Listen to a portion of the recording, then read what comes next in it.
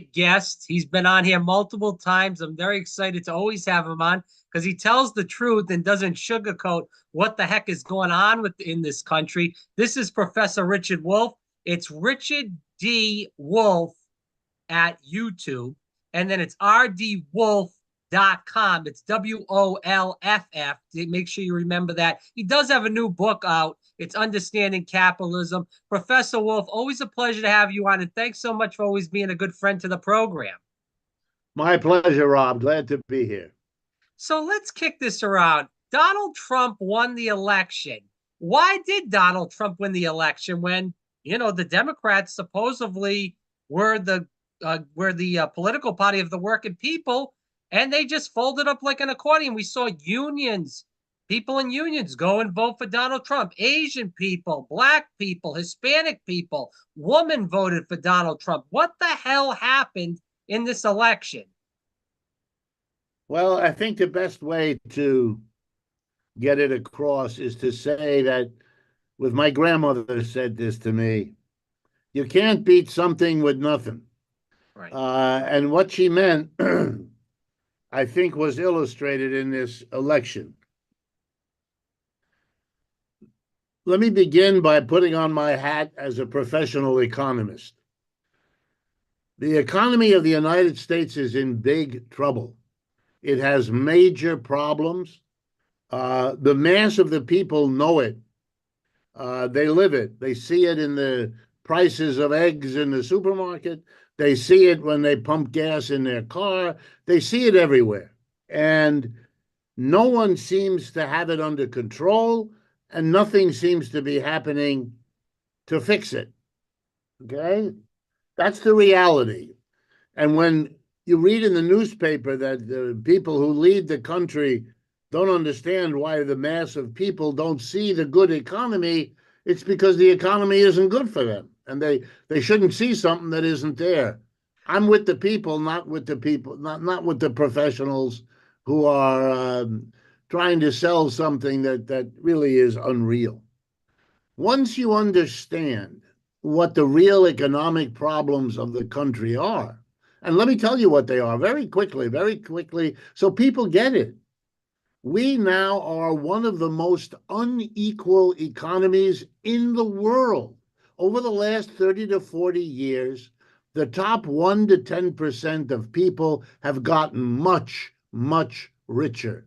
That's why we all know names like Elon Musk or Bill Gates or Warren Buffett, because they're in there all the time. You see their faces. They're spending billions on this. They're spending billions on that.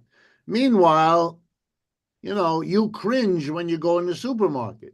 You're worried about paying the taking out the money so your kid can go to college, because you know that a bachelor's degree barely helps you get a decent job, et cetera, et cetera.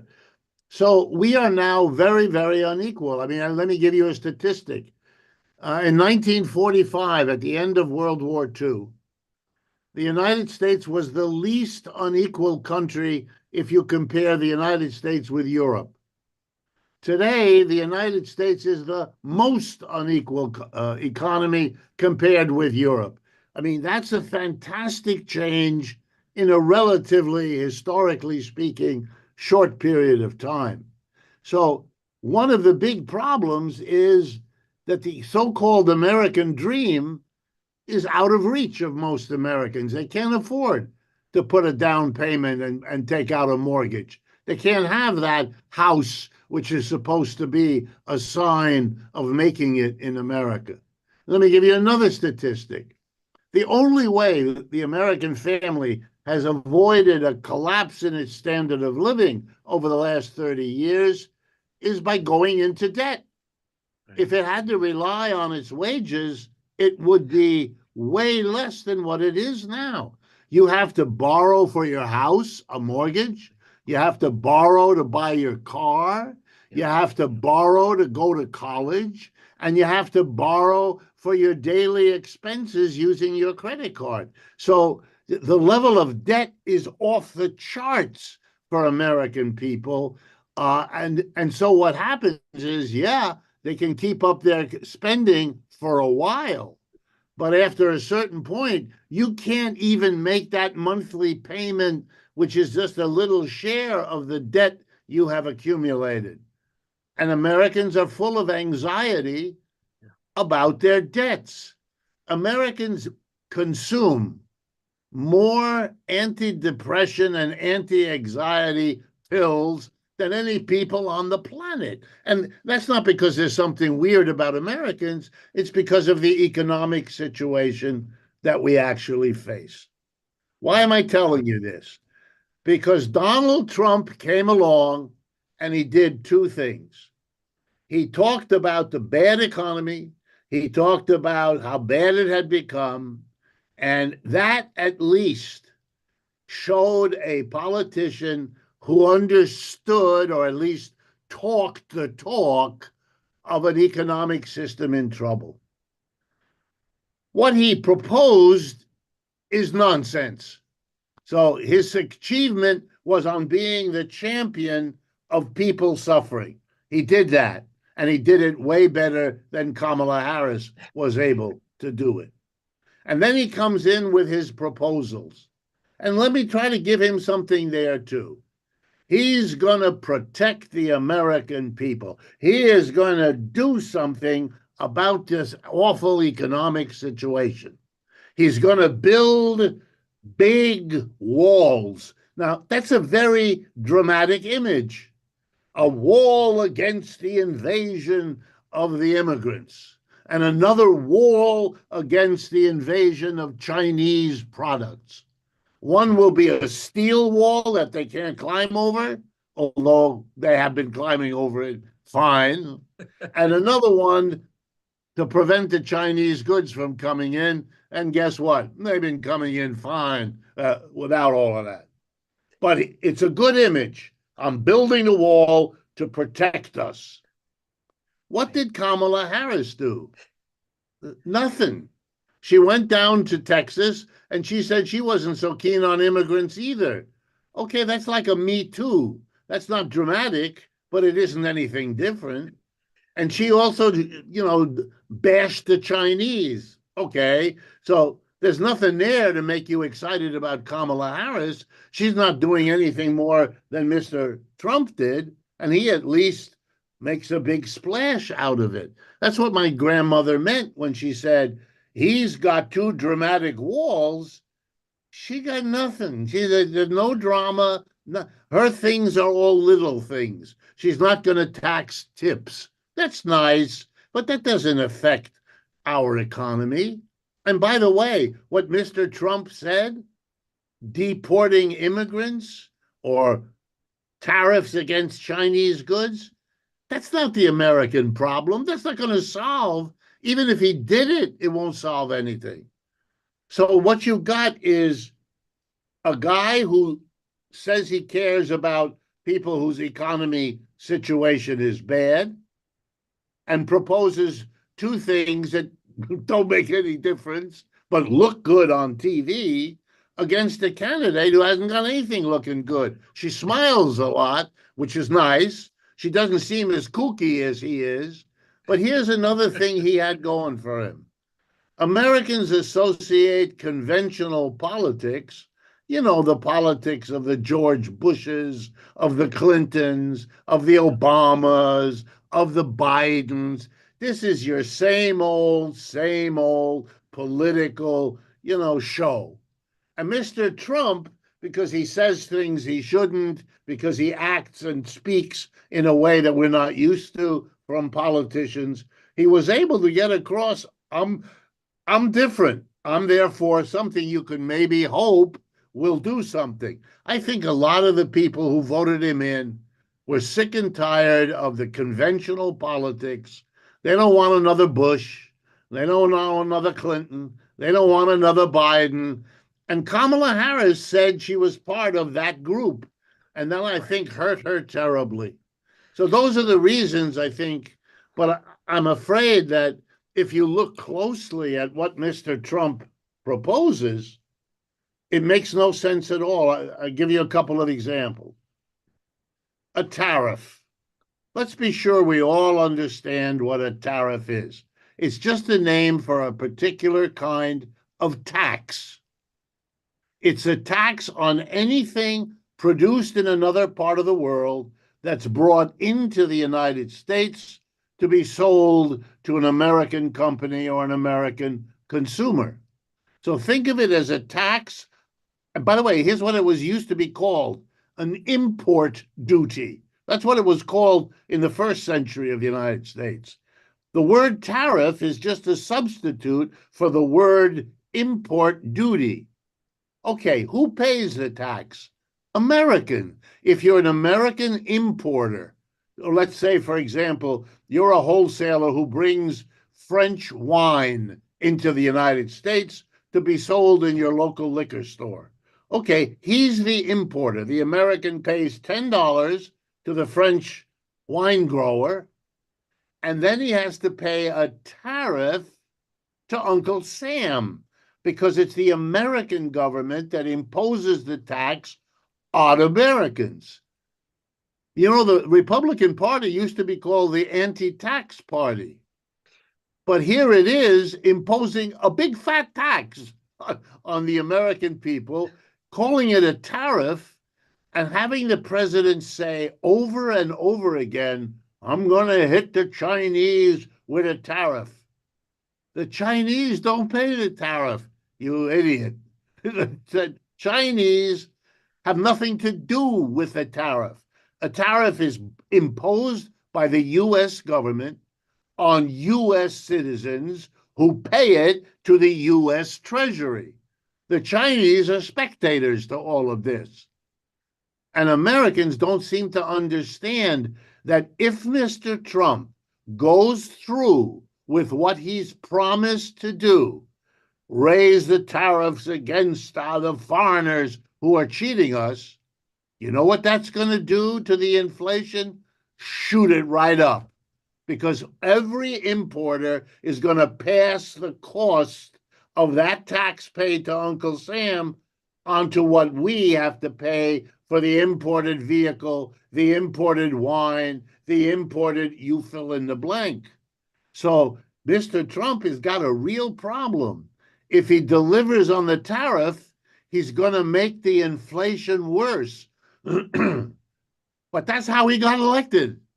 So if he does that, he'll be shooting himself in the foot in terms of economics. So how he's going to resolve this crazy contradiction, I have no idea. But here's what's worse. He has no idea either. Let me give you a second example. Let's say he carries through on his promise to deport 10 million undocumented immigrants. Okay, Rob, I'm going to put on my economics professor hat. We are a rich country of 330 million people. Yeah. There is no way on God's green earth for 10 to 12 undocumented immigrants, and that's what the Department of Homeland Security says we have. And these are 10 to 12 million people who are among the poorest people on earth, who left their village, who left their school, who left their home, who left their language, and left everything behind them to come to the United States. There is no way they caused the problems of a 330 million rich economy. That's ridiculous. Having a big deportation of these poor people is horribly cruel, violates, as far as I understand, every religion which says you are to welcome the stranger, you are to welcome the poor, you are to welcome those in need, which is what these people are. All right, put all that aside. Now let's take a look at the economics. Right. What do those 10 to 12 million people do? Low wage jobs. That's right. They work in the shittiest, pardon me, the poorest jobs in the country. Everybody knows it. They're the people working on the construction site. Right. They're the people picking tomatoes or lettuce or, all of that. They're the people in the back of the restaurant washing the dishes. That's what they do. And because they are undocumented, employers love them because Right. you can rip them off. If it's Friday afternoon and everybody's coming to get their paycheck, the employer says to the undocumented worker, "Excuse me, Jose, we don't have a check for you. We ran short of money this week, but you come and work next week and we'll be sure to have your money for you next Friday." What is Jose going to do? Is he going to go to the police and say, "They're stealing my money"? He doesn't dare. Is he going to go to the labor department and say, "I'm being abused, they're violating labor law"? No. You know why? Because he's undocumented. And if he goes anywhere near the United States government, he risks being deported.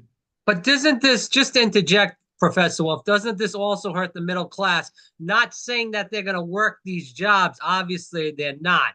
But it's inflicting issues with wages because they're paying these poor people $2, $3, $4 an hour, and Right. it's bringing all the wages down. That's right. And Not just that's on the Democrats and the Republicans. right. That's correct. But I'm about to go show you even further.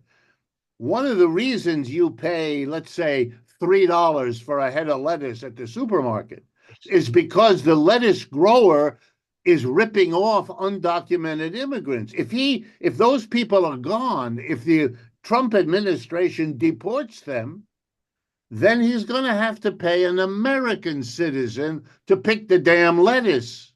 And he's going to have to pay him more, and he can't rip him off because if he doesn't have the pay envelope on Friday, that citizen is going to go to the police and say, "Hey, I'm being held up by my employer," and he's going to have to hire a lawyer. Long story short, the cost of growing lettuce is going to go up. And you know what that means? You're going to pay more. Here again, Trump, if he deports, worsens the inflation in America. He's driving prices up because replacing undocumented immigrants with American workers means the wages that the employer has to pay go up. So, Professor Will, where is the balance here? That you can't let everybody and their brother in the country, but you also want these people in to do the roofing jobs or pick the lettuce, the tomatoes, the list goes on and on. There's got to be some sort of balance there as far as the immigration and also the economics of this. Yeah, well, I tell you what, when we've had these kinds of insoluble problems, we have as a nation come up with big, bold plans. Let me give you an example. At the end of World War II, when the war was over, the millions of Americans in uniform were brought home from Japan or from Europe. They took off their uniforms, and now they were civilians and they needed a job. But we were just coming out of a depression and there were no jobs. At the same time, there were millions of people who had gotten jobs producing the uniforms, the guns, the bullets, the planes, the bombs. We didn't need them anymore, and they got laid off because we weren't fighting the war. So you had many millions of people with what? They had just made the sacrifice of going into the army, earning next to no money, risking their lives. Many of them came home wounded. Many of them came home with mental problems, like we always do in a war. And so the government decided to do something massive. WPA. Well, no, that was in the 30s. What happened in the 40s was something called the Marshall Plan. And here's Okay. what it was. The United States took our money, tax money, and gave billions of dollars to the Europeans and to the Japanese to rebuild their economy. The British, the French, the German, the Italian, and many more. And the deal was, we'll give you the money, but you have to use it to buy from the United States the tractors, the cranes, everything you need to rebuild your economy. And why did we do it? Because it gave jobs to the millions of demobilized military who could now have a job producing what the Europeans could afford to buy because we gave them the money. Okay, here's what we need. We need a Marshall Plan. And what the Marshall Plan will do is go to all Americans who are unemployed now and say, we're giving you a job. As of Monday morning, you're hired. We will find interesting things for you to do. Ecological projects, cleaning the swamps and the greening of America that we keep talking about, providing activities for the elderly who are becoming a bigger and bigger part of our population, providing daycare centers so that young parents can have a job now that we need to have both of them working. So and there are about 10 million Americans right now, give or take, who are unemployed. So the first priority, the Marshall Plan, give them a job. Second priority, take all of the immigrants that are here now and give them a job also. So they are not on the public dole, they're not on welfare, they will have we'll give them a job too. But to be fair, Professor Wolff, we do have an issue with housing, whether it's immigrants or Americans. If we keep bringing these people in, I agree with you. We do need these people, but we can't have it at the pace that they're coming in right now because the country is almost like it's. Hear me out. Hear me out. When you ask the question, what are these 10 million domestic Native Americans who are unemployed we're going to give a job to? What are they going to do? And what about the 10 million immigrants? What are they going to do? Well, first thing, the tax build housing. Come on, that's what we'll do. We'll build housing for these people, and we'll do it in communities that want housing to be built, that are willing to accommodate these immigrants. That's what we will do. And we can do all of that. We are a nation, we have the machinery, we have the land, we have the lumber, we have it all. And if we did that, then the Native Americans wouldn't be worried that the immigrant's going to take my job. We've taken care of that. You got a job. The government will give you the job. And then we have the right to say, we're going to suspend immigration for 2 or 3 years until we've got this all worked out, till we've got the jobs, the housing. This is a way of solving the problem. So we won't have Native people hating the immigrants. We won't have immigrants being hated and reacting.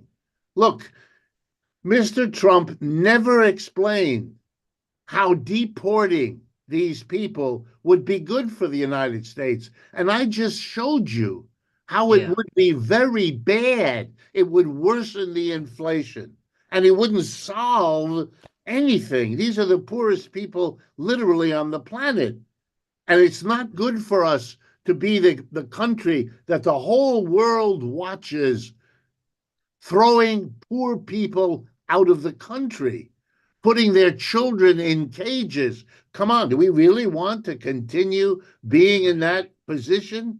And again, deporting those people doesn't help our society. It just doesn't. The FBI reports that the percentage of crimes per person of immigrants is lower than the percentage of crime per person of people born in the United States. And no one should be surprised of that because they're undocumented.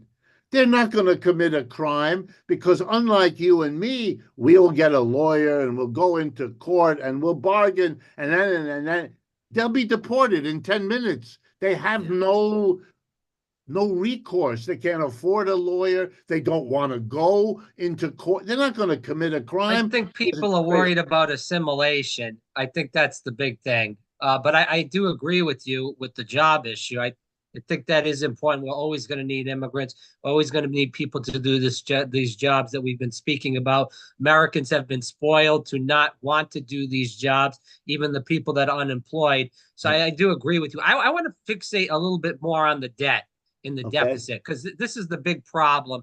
as we move towards the middle of the interview here. No candidate really spoke about any kind of solution to the debt in this country throughout the election. I'm really worried about this because they've already cut rates for the 10-year bond. All right. Then we have the yield that's going to hit 6%. We're going to have to refinance the $17 trillion. That's only half of the debt in the next 2 years. So a lot of that was at 0.2, if you're correct, for the where that went. And they're going to be pumping up to 4% now. So the gig is over. And we got Medicare, Medicaid, Social Security, defense, and interest on the debt. And no one wants to do anything. And I know you alluded to this at the beginning of the interview, but the day of reckoning is already here. So that's my issue. I don't want to go back to the immigrant issue. I know that that's a tax base if we do give them jobs, but we have more people on Medicare, Medicaid, and Social Security. You brought this up. People are getting old in this country. They're not getting younger. The tax base is getting lower. And all the spending between Iraq, Afghanistan, Ukraine, Israel, the list keeps going on and on. The defense budget, we don't even know what the hell that is as far as money-wise, because they just have unlimited money. They just did an audit and they failed for the 7th year in a row. So sorry to ramble, but this is, I feel like, more scarier to me than this immigration issue, which could, get fixed in 10 seconds. Let me explain a little bit. Our political system produces this result, and Americans have to understand that if you don't want this kind of debt to be hanging over you, and most of what you said I agree with, it sits there. It now costs us $700 billion a year in interest on the debt. That's going up every year for the reasons you pointed to. That's getting close to the defense budget, which means if you take the defense and the interest, that's the overwhelming bulk of our government's money. So that's why they don't have the money to help us fund students, or they don't have. You can't keep. They'll never cut the defense budget. That's a fixation for them. Never. Right. They'll cut Social Security, Medicare, and Medicaid because they really don't give a crap about those people. Defense, they will never touch. That's their bread and butter. I'm sorry to interject, Professor. No, that's been true, and they dare not stop paying the debt either. They have to pay the interest on the debt, or else they can't keep borrowing. Nobody will lend to the United States government if they don't pay that debt. So they've boxed themselves into a corner. But our politicians do that because, remember, the politician who decides this year to borrow a lot of money can spend it and look good to his constituents. Only years later does the bill come due to repay that debt. So what we've got is a system that we don't punish the politician who makes the decision to borrow, and so they all do that, and they build their careers like that. That's just been the story of this country for a long time. And you're right, we're coming to the end of playing that game, but it will take a dramatic act. It will take a president, and it might be this one, who will simply announce, okay, I'm not going to give old people a pension. Well, let's think about that. I would say that there are 30 to 40 million families in the United States who depend on that Social Security, maybe more. Right. You're gonna really take away what they've come to depend on? You're gonna not pay them back the money they put into Social Security every year of their lives when they saw what was taken out of their check to go into FICA, et cetera, et cetera. You're going to have a revolt in your country. You're going to have people like in other countries saying, wait a minute. Look what they did in France. Yes. They wanted to move it up a year, and they revolted, and they revolted, and that was canceled. He couldn't do it because the country came to a halt. Absolutely, that stuff is going to happen here. I want to remind people, because when the government borrows, it never asks the question, where does the money come from? because they're desperate to pay for what they're doing. They have to borrow the money. Okay, the number two creditor of the United States, who has lent more money to Uncle Sam than anybody else. The number one, for those of you who don't know, Japan. Japan is the largest creditor. Who is the second largest? Answer: the People's Republic of China. And you know what that means? That means that every year Uncle Sam has to take taxes from you and me, and we mail that in, and he takes the money, Uncle Sam does. Does he use it for the United States? Not at all. He has to pay interest. He has to send a check for billions and billions of dollars to China, which can use it for whatever they want, like, I don't know, building their military. You understand? The United States debt is already a dangerous burden, and it has become more so. It's, you have to understand, if the Chinese tomorrow decided they don't want to hold the dollar debt, what they would do is they would sell all of the treasury bonds that they purchased as a way of lending to the US government. If the price of treasury bonds goes down, the interest rate goes up. They could overnight in China drive the interest rate in this country way higher than it is now. And you want to see a crippled economy? Watch. Nobody will be able to afford a car because they can't meet the payments, or a house because they can't meet the mortgage, or a college education because they can't borrow their. I mean, we are in a place of economic crisis, and only because we have two political parties that pretend everything is okay, and or like Trump, I'll fix it. No, you won't. It's beyond fixing. And you don't dare tell the American people how bad it is. You just don't dare. So Kamala Harris didn't dare, and he didn't dare. Are you worried that this could go into a Great Depression eventually? Absolutely. Wow. Absolutely. So, in 1929, when we had the last Great Depression, it came right after what were called the Roaring Twenties in this country. A booming, prosperous time, and everybody thought, oh, good, our economy's great. But meanwhile, underneath the surface, all the conditions were ripening for the explosion. That's what we have now. Look, here's a statistic for you to think about. The level of debt of the United States government is higher than it has ever been in this country's history. right. The level of debt of businesses, corporations, is higher today than it has ever been in American history. And the level of debt of households is about to hit a new record. It's not quite there yet, but just shy of it. So how do people get prepared for this? Because if there's a depression, there's bank runs. This is not a joke. This is legit. Yeah, the first thing is, I'm going to give you the same answer that Alcoholics Anonymous gives to people who have a drinking problem. The first thing you got to do is you got to get up at a meeting and you got to say, hello, my name is Bill. I'm an alcoholic. And the reason they make you do that is you can't solve a problem until you admit you have it. And if you keep saying, no, I'm just a social drinker, I just have a couple of beers like they can't help you because you are busy.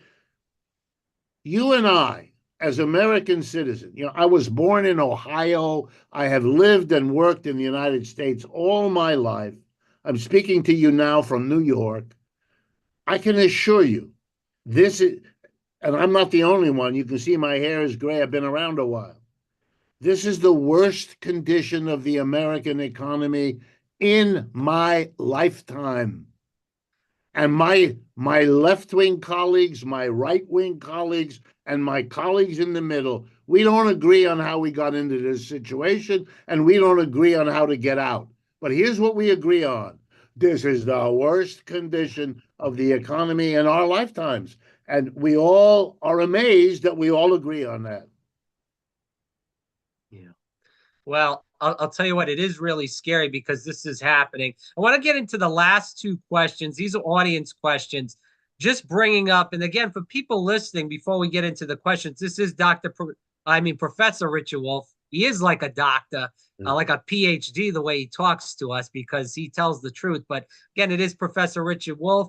It is Richard D. Wolff on YouTube, rdwolf.com, the new book out, Understanding Capitalism. Definitely get that on your local bookstores. We push first, and then Barnes and Nobles, Books a Million, or if you have to, go to Amazon lastly. Let's talk about these last two questions. So, bringing up the BRICS, these countries are coming together. This is China, this is Russia, this is a lot of countries in Africa. We're seeing the youngest populations are in countries in Africa. Africa is on the rise as far as that goes. Are you worried about the BRICS really taking over and all these big countries? This is like a global domination eventually, where they're going to take over and we're going to be using the BRICS and not the US dollar, because it looks like the US dollar is about to fail due to, the information you alluded to throughout this conversation, Professor Wolff. The basic short answer to your question is it's worse than you think. It's already the reality. It's not that it's getting there. Let me go over. About 10 or 12 years ago, the BRICS began. It was 5 countries: Brazil, Russia, India, China, and South Africa. 5 countries. The initials BRICS, the first letter of each of those countries' names. Right. Okay, that's the BRICS. Then about a year or two ago, 6 more countries joined them. So then it became 11 countries. And a month ago in Kazan, a city in Russia, 13 more countries joined them. So you now have 5 plus 6 plus 13, do the math, 24, 25 countries. Okay. Let me give you an idea of how this has changed the whole world economy. First, those 25 countries in the BRICS together account for more than half the population of this planet, over 50%. The United States' population is 4.5% of the world's people. So the BRICS is 50 plus percent, and the United States is 4.5%. That's not a contest. That's over. They're the majority. We are not. We are a small minority. Now let's look at the United States with its allies. The major allies of the United States are called the G7. It's the United States plus Japan, Canada, Britain, France, Germany, and Italy. That used to be the number one block of countries in the world economy. But together today, if you add up all of the output, the value of a year's production in the G7, it's less, significantly less than the added up total production of the BRICS. So they are now the number one. We are the number 2. Let me drive this home to you. Every significant corporation in the world, both American and non-American, is now readjusting itself to a new world economy. They're realizing that the BRICS is the bigger market.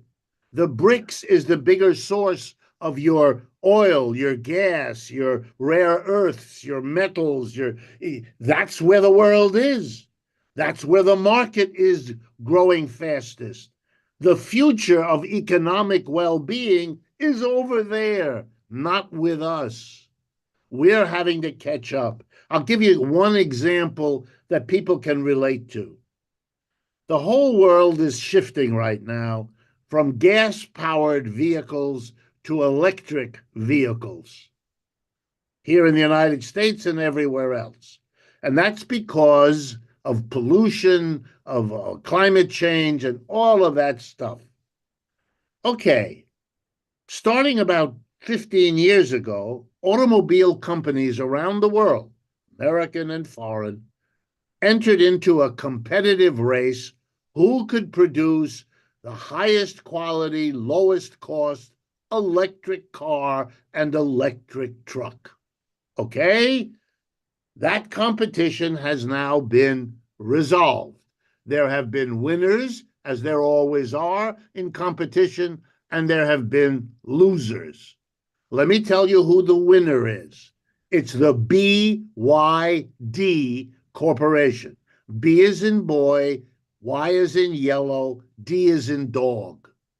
If you've never heard of the BYD Corporation, that's because the world has changed. That is a Chinese corporation located in China. They have produced by far the highest quality electric vehicle at the lowest price. Okay? Okay. General Motors lost that competition. Ford Motor Company lost the competition. Tesla Motor Company lost the competition. BYD won the competition. Now, first of all, you're an American, I'm an American, but I'll bet you 99% of Americans never heard of the BYD Corporation. That's already a sign you are not where the action is. It's over there. Okay? If you go to Europe today, you will see on the roads and highways of Europe lots of BYD cars because people in Europe are buying them. But if you go to the United States, you won't see one. Why not? Because Mr. Trump put a tariff on them, and Mr. Biden raised the tariff. It's now 100%. Here's what that means. If you wanted to buy a BYD car, you'd have to go to a dealer here in the United States. You'd have to give him $30,000 to get the car shipped from China. And then 100%, you'd have to give another $30,000 to Uncle Sam as the tariff, the tax on that import. That would make the car cost you 60 grand. But you can get an inferior electric car from GM or Ford, and you'd only have to pay 45. Right. But now Yeah. hear me out. If you get this, you'll understand the next 10 years of America's decline. Every competitor of the United States outside, in Asia, Africa, Latin America, Europe, is able to buy BYD cars for 30 grand. But every American company that has to buy electric vehicles can't get that. They will pay $45,000 for an inferior vehicle. You know what that means? They're going to lose the competition. They're going to have to raise their prices compared to somebody getting a better car for less money.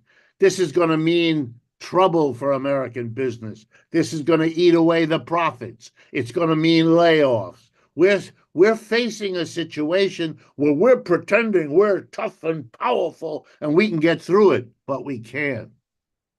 So eventually Americans will have to get off the pot and realize you got to sit down with the Chinese and work something out because you're losing, Jack. Yeah. All the rest is pretense. So, Professor Wolff, let's end with this. I mean, we've talked a lot about doom and gloom. Unfortunately, the doom and gloom has been truth. Yeah. That's the unfortunate part about this. But can you leave the audience with a little bit of hope? Any Yes. kind of hope, I guess. Yes. Yes. And that hope comes from American history.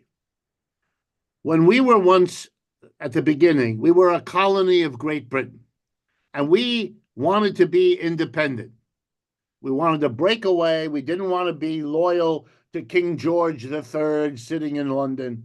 We wanted independence. And the British said, no, you can't have it. We're going to decide. Remember, we got the tea in the Boston Harbor and threw it in the water, the Tea Party to protest and all that. The British decided, oh, we can take care of this. We'll send troops. And we had a war, the War of Independence. 1774, 5, and 6. To the surprise of everyone, the British lost. In 1812, they tried again, and again they lost, right? George Washington, Thomas Jefferson, and all of those people won. After that, the British understood you can't stop history. Your war ain't gonna do it. So the British worked out a deal with the United States how we would organize the world economy to let the British Empire be where it was and to let the Americans not only have the United States, but if you remember something called the Monroe Doctrine, which happened out of that period, Latin America became kind of where the United States would have priority. Okay. I don't like that arrangement. I don't believe in that kind of carving up the world, but I understand that we didn't have any more wars with Britain ever again. So here's the way out. Sit down with China. The United States remains a big, rich economy. We have a lot of value to the rest of the world. Let's trade on that value. Let's say, okay, you can grow. You, the Chinese, have every right to aspire to be a rich and powerful country, just as we did. We don't want to go to war with you.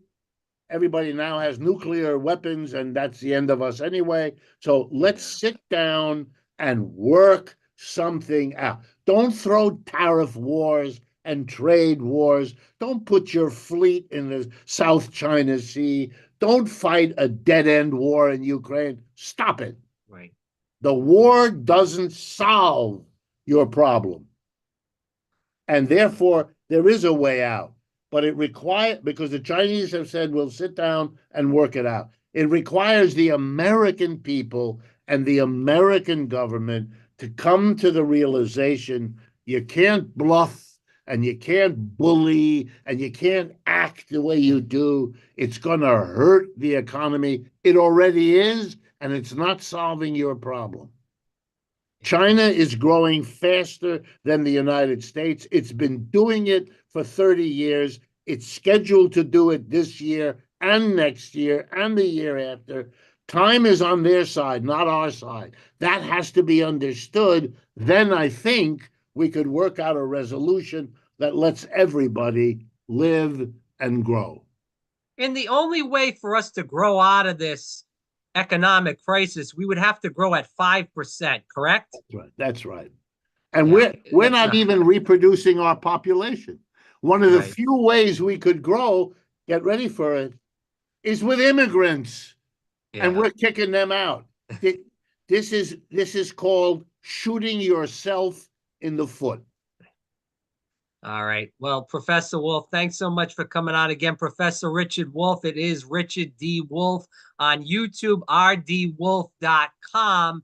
And then the new book, Understanding Capitalism. Professor Wolff, always a pleasure. Thanks so much for bringing such great information to people listening. And thank you for having a program that dares to talk honestly about these issues,